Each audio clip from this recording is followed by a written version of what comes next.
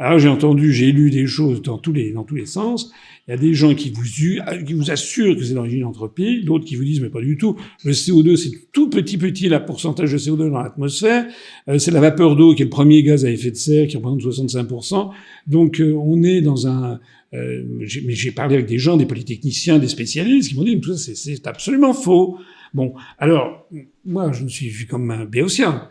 Ce que je me dis, c'est qu'il y a quelque chose quand même qui ne me plaît pas dans cette histoire.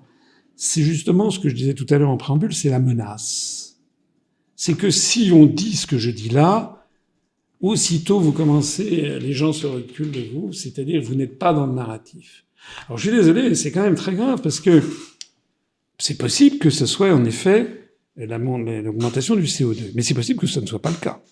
Je vois qu'on nous dit, regardez les sécheresses, on voit réapparaître en Espagne des cités qui avaient disparu. Mais si je raisonne bien, ça veut dire qu'il y a eu un temps dans l'histoire de la Terre où il y avait ces cités qui étaient là. Le Groenland, ça veut dire la Terre verte. Greenland, il n'y avait pas de... Et c'était au XIe siècle.